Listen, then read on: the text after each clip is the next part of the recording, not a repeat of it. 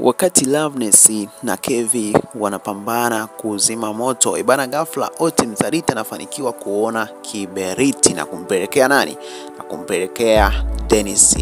Baada ya Dennis kuona hicho kiberiti, akawa na fly, sasa anaonesha hisia fulani hivi, tabasamu kwamba sasa anakwenda kuwasha moto.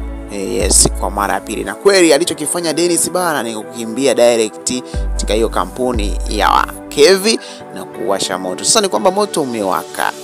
Na moto umewaka umepelekea Kevi kurudi gerezani kwa mara ya pili. Sasa tunajiuliza, Kevi anatokaje gerezani? Nani wa kumsaidia Kevi?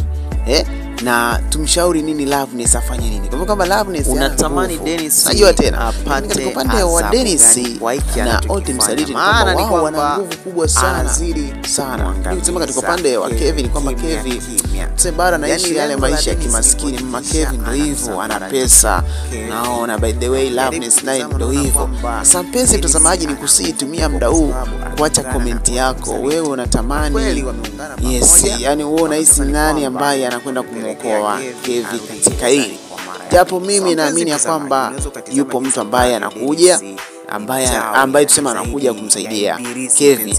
Huyo mtu anaitwa Latifa. So kama unaungana na mimi mpenzi mtazamaji, unaweza kata comment yako, kwa sababu Latifa anampenda kweli Kevi, na kama atagundua au akifanikiwa kujua kwamba Kevi yupo gerezani, basi atafanya uharaka fulani hivyo kumsaidia nani? Kumsaidia Kevi ili aweze kupata kutoka gerezani. So mpenzi mtazamaji, ni kusii usisahau kuacha comment yako. Comment yako ni muhimu sana mpenzi mtazamaji. Yani ukiacha comment yako, basi inakuwa rahisi sana kwetu kujua hapo ni watu gani wanaifuatilia movie yetu ya Mlipa Bosi. Yes, na kufanya kazi wake. Lakini pia usisahau kuonesha upendo wako bana. Kuonesha upendo wako kwa kubonyeza alama neno subscribe.